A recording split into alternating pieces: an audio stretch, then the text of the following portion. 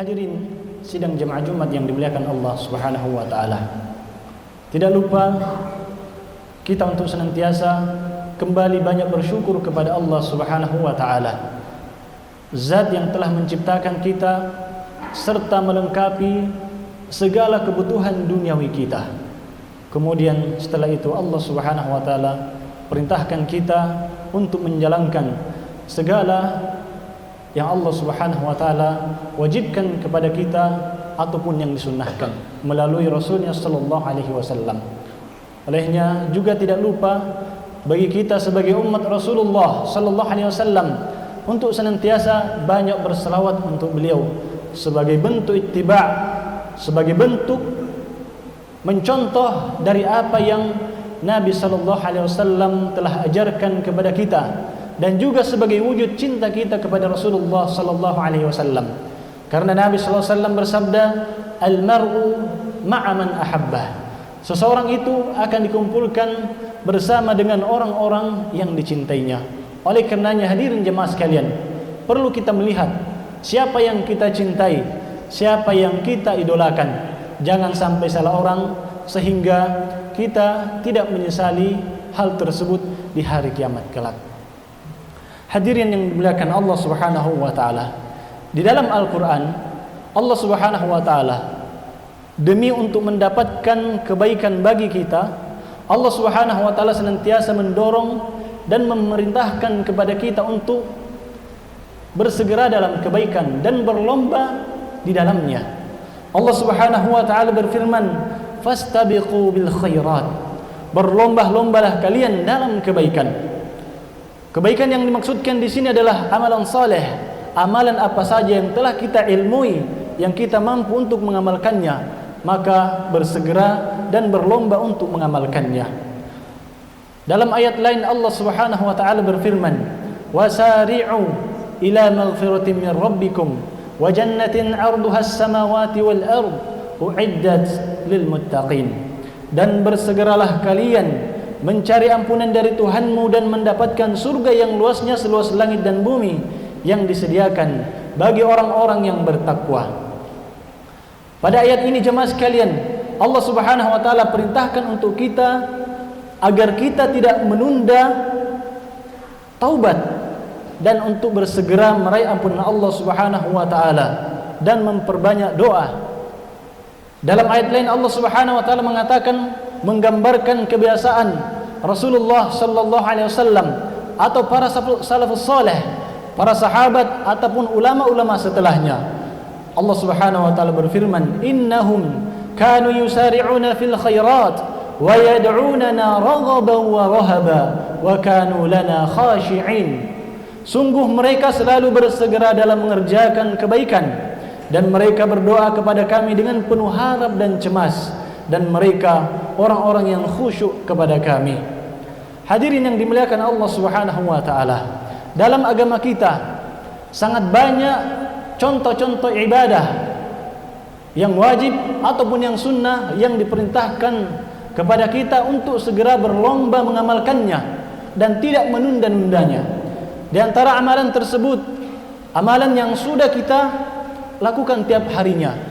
Hanya saja terkadang kita mendapati diri kita terkadang lalai dalam memaksimalkannya. Wal'iyadzu billah. Bahkan tidak sedikit dari kaum muslimin meninggalkan ibadah tersebut. Yang pertama jemaah sekalian, ibadah salat wajib.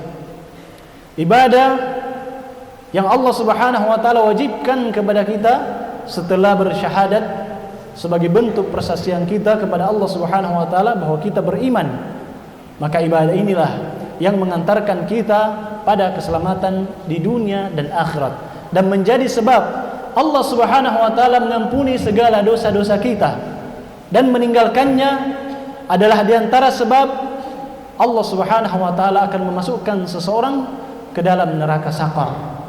Di dalam Al-Qur'an surah Al-Mudaththir, ketika para penduduk surga sudah dimasukkan ke dalam surga, penduduk neraka pun masuk ke dalam neraka, maka terjadi dialog di antara mereka. Ada percakapan di antara mereka yang Allah Subhanahu wa taala kutip dalam surah Al-Mudaththir. Pada saat itu para penduduk surga bertanya kepada para penduduk neraka. Apa pertanyaannya? Ma salakakum fi saqar? Apa yang menyebabkan kamu sampai masuk ke dalam neraka Saqar? Jawabannya jamaah sekalian, yang pertama dia sampaikan, qalu lam nakun minal musallin. Dulu kami termasuk orang-orang yang tidak salat. Dulu kami orang-orang yang meninggalkan salat. Na'udzubillah. Dan inilah diantara musibah yang menimpa umat ini jamaah sekalian. Berapa banyak diantara saudara-saudara kita ketika azan dikumandangkan di masjid, berapa diantara kita yang merespon? Jangan kita kira jamaah sekalian jumlah yang berkumpul hari ini adalah belum tentu mereka orang-orang yang rutin 5 waktunya. Kenapa? Karena di hari Jumat ternyata masih banyak orang yang memang tidak melaksanakan sholat 5 waktu, tapi untuk sholat Jumat dia masih mengerjakannya. Artinya apa? Ini belum sempurna. Ini adalah merupakan di antara perkara yang perlu kita perbaiki dan perlu untuk kita benahi. Dan di antara sebabnya, kenapa masih banyak di antara kaum muslimin yang meremehkan salatnya? Karena kurangnya perhatian di antara kita. Perhatian untuk saling mengajak dan mengingatkan saudara-saudara kita. Bahkan terkadang kita merasa seolah-olah ketika kita ingin mengingatkan saudara kita tentang salat, kita kadang minder. Padahal ini adalah merupakan perkara yang agung yang Allah Subhanahu wa taala mengulang-ulang di dalam Al-Qur'an tentang kewajibannya. Bahkan ada sebuah nasihat dari ulama kita. Beliau mengatakan, seandainya semua dosa telah engkau lakukan, maka jangan sekali-kali tinggalkan salat agar masih tersisa satu pintu untukmu, kamu diampuni oleh Allah Subhanahu wa taala. Supaya tersisa satu pintu, Allah Subhanahu wa taala memaafkan kita. Ada satu harapan yang bisa kita pegang di hadapan Allah Subhanahu wa taala. Namun bukan berarti kita mau bermudah-mudah, oh enggak apa-apa saya bermaksiat, yang penting saya salat. Kemudian jamaah sekalian, ada sebuah cerita yang disampaikan oleh Imam Ibnu Sirin. Percakapan seseorang yang tidur kemudian bermimpi dia bertemu dengan orang yang sudah meninggal. Dalam tidurnya ia bermimpi ketemu orang yang sudah meninggal dan terjadi percakapan. Maka orang si mayit tadi, orang yang sudah meninggal ini menyampaikan kepada orang yang bermimpi. Apa kata beliau? Dia mengatakan, kami ini yang sudah jadi mayit, yang sudah meninggal dunia, seandainya kami melaksanakan salat sunnah 2 rakaat, salat yang tidak serius, yang tidak khusyuk, maka itu jauh lebih baik bagi kami daripada dunia dan seluruh isinya. Namun sayang sekali, kami sudah tidak bisa melakukannya, sudah meninggal, habis kesempatannya. Namun lebih sayangnya lagi, masih banyak orang-orang yang hidup diberikan kesempatan, namun ia menyia-nyiakannya. Na'udzubillahi min dzalik. Maka ini jemaah sekalian adalah di antara ibadah yang paling utama untuk kita perlu saling mengingatkan dan berlomba di dalamnya. Suatu ketika ada salah seorang sahabat yang bertanya kepada Nabi SAW tentang, ya Rasulullah, amalan apa yang paling baik? Maka Nabi SAW mengatakan, as-salatu ala waktiha, salat tepat pada waktunya. Hadis ini jemaah sekalian, kalau kita mau renungkan sesaat, di sini ada isyarat bahwa kalau mau salat kita tepat waktu, maka berjamaah di masjid, bukan di rumah. Karena di antara tanda-tanda atau ciri laki-laki muslim jamaah sekalian yang Nabi SAW telah contohkan dan menekankannya adalah salat berjamaah di masjid. Bahkan dalam Al-Quran Allah Subhanahu wa taala mengatakan, wa aqimus salata wa atuz zakata warka'u ma'ar raki'in. Dan dirikanlah salat, tunaikan zakat, dan rukuklah bersama orang-orang yang ruku. Oleh karenanya ketika ada orang bertanya, mana dalilnya salat berjamaah di masjid? Ini tadi diantaranya, ruku bersama orang-orang ruku, artinya berjamaah. Dan ini adalah diantara amalan yang sangat besar pahalanya di sisi Allah Subhanahu wa taala. Namun ternyata banyak di antara kaum muslimin meremehkan ini. Dan Nabi SAW mengatakan, al-ahdul ladzi bainana wa bainahum as-salat. Pembeda antara kita dengan orang-orang kafir, kata Nabi SAW, adalah salat. Maka ketika salat ini sudah kita tinggalkan, hadirin yang dimuliakan Allah Subhanahu wa taala, apalah bedanya kita dengan orang-orang kafir? Wal-iyadzu billah. Kemudian jemaah sekalian, amalan yang lain, segera bertaubat kepada Allah Subhanahu wa taala. Ayat yang telah kita sebutkan tadi sudah sangat cukup jelas menyebutkan kepada kita untuk wasari'u. Dalam Al-Qur'an jemaah sekalian Allah Subhanahu wa taala telah memberikan bentuk kalimat yang jika itu berkaitan tentang urusan dunia, kata Allah Subhanahu wa taala, famshu fi manakibiha, berjalanlah kalian. Untuk urusan dunia kata Allah berjalanlah. Tapi untuk urusan taubat, urusan akhirat, Allah Subhanahu wa taala mengatakan wasari'u, dan bersegeralah, bercepat-cepatlah. Kenapa jamaah sekalian? Kenapa taubat itu mesti segera kita lakukan? Karena ada kematian yang mengintai di antara kita. Berapa banyak di antara pemuda yang merasa dirinya masih kuat, masih sehat, mungkin dalam hatinya berangan-angan, suatu saat nanti saya akan bertaubat, cuma masih menunda. Namun ternyata ketika dia tidur, dia sudah tidak bangun lagi. Ternyata ketika dia berkendaraan, tiba-tiba dia kecelakaan dan meninggal dunia, dan dia sudah tidak sempat bertaubat kepada Allah Subhanahu wa taala. Kerugian yang nyata, hadirin yang dimuliakan Allah Subhanahu wa taala. Kemudian yang terakhir adalah jika ada masalah antara kita dengan saudara kita kaum muslimin berupa perbuatan kezaliman, segera minta maaf, bertaubat kepada Allah Subhanahu wa taala dan minta maaf kepada saudara kita. Kenapa jemaah sekalian? Dalam hadis Nabi sallallahu alaihi wasallam bersabda, "Wattaqudz zulma fa innahu dzulumatun yaumal qiyamah." Takutlah kalian terhadap kezaliman, karena sesungguhnya zalim itu merupakan kegelapan pada hari kiamat. Oleh karenanya hadirin yang dimuliakan Allah Subhanahu wa taala, sekiranya ada di antara hak-hak saudara kita yang belum kita lunasi segera.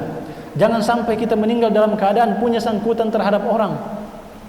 Ada utang saudara kita, ada utang kita terhadap saudara kita, segera lunasi sebelum kematian datang. Mungkin kita pernah menzalimi orang, minta maaf supaya kita meninggal tidak mempersiapkan musuh di hari kiamat. Ada sebuah kisah yang diceritakan oleh Syekh Al-Arifi rahimahullah. Ada seorang lelaki, beliau mengeluh penyakit di tangan kanannya. Tangannya merasakan sebuah sakit yang sangat. Maka beliau sudah melakukan pengobatan namun juga tidak sembuh-sembuh. Maka akhirnya orang itu pun datang kepada Syekh Al-Arifi, kemudian minta untuk diruqyah. Setelah diruqyah beberapa waktu tidak ada hasilnya. Maka setelah itu Syekh Al-Arifi rahimahullah beliau mengatakan, coba muhasabah. Barangkali ada dosa yang pernah anda lakukan, coba ingat-ingat lagi. Mungkin ada kezaliman yang pernah anda lakukan terhadap orang lain sehingga anda dihukum dengan penyakit ini. Maka sesaat orang itu mengingat-ingat, ternyata dia sampaikan, wahai Syekh, ada tetangga saya seorang wanita tua, saya telah merampas tanahnya. Saya merekayasa surat-suratnya sehingga tanahnya itu menjadi milik saya. Maka beliau arahkan untuk bertaubat kepada Allah Subhanahu wa taala dan mengembalikan haknya orang tersebut, dan subhanallah setelah itu penyakitnya sembuh. Oleh karenanya jemaah sekalian, di sini juga ada pelajaran bagi kita. Boleh jadi ada penyakit-penyakit yang kita derita selama ini, sudah berbagai cara telah kita lakukan, berobat ke dokter dengan pengobatan yang sudah mahal, mengeluarkan duit yang begitu banyak, namun belum ada hasilnya. Mungkin sudah diruqyah, namun juga tidak ada perubahan. Coba muhasabah. Barangkali ada kezaliman kita kepada orang lain sehingga orang itu mendoakan keburukan untuk kita, sehingga kita merasakan akibatnya. Dan Nabi SAW mengingatkan kita, hati-hati terhadap menzalimi orang, karena tidak ada hijab antara dia dengan Allah Subhanahu wa taala atas doa-doanya. Orang yang dizalimi, doanya langsung terkabul. Oleh karenanya hadirin, semoga Allah Subhanahu wa taala memberikan kemudahan untuk kita untuk senantiasa berlomba-lomba dalam kebaikan serta menjaga hubungan kita dengan saudara-saudara kita sesama muslim. Karena sesungguhnya jamaah sekalian, innamal mu'minuna ikhwah. Orang-orang yang beriman itu mereka bersaudara, dan sudah sepantasnya mereka saling menjaga diri dan kehormatannya, sehingga di atas cinta kepada Allah Subhanahu wa taala, cinta karena Allah akan menjadi sebab Allah Subhanahu wa taala menaungi kita pada hari kiamat kelak. Aqulu qouli hadza innahu huwal ghafurur rahim.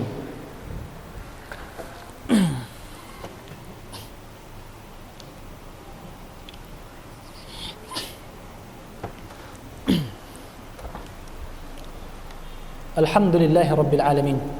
Wassalatu wassalamu ala rasulillah wa ala alihi wa sahbihi wasallam. Di khutbah yang kedua ini, sebagai penutup jamaah sekalian, perlu kami kembali mengingatkan diri kami dan kepada hadirin sekalian bahwa dunia ini adalah merupakan perlombaan. Dunia ini tempat untuk berlomba. Dan di dunia ini ada begitu banyak macam perlombaan. Ada perlombaan yang sifatnya duniawi dan ada perlombaan yang sifatnya ukhrawi. Dan tinggal melihat di posisi manakah kita.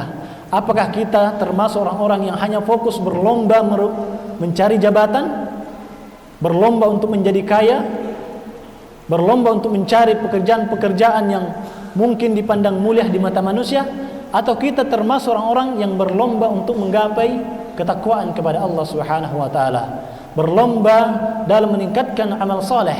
Jika kita ada pada golongan kedua ini, maka insyaallah kita termasuk orang-orang yang beruntung. Yang kata Allah Subhanahu wa taala di dalam surah Al-Mutaffifin, "Falyatanafasil mutanafisun." Maka berlombalah orang-orang yang berlomba. Dan di balik perlombaan ini jamaah sekalian, masing-masing memiliki konsekuensi. Orang yang berlomba untuk dunia, mungkin dia akan mendapatkan dunianya, tetapi di akhirat dia akan merugi.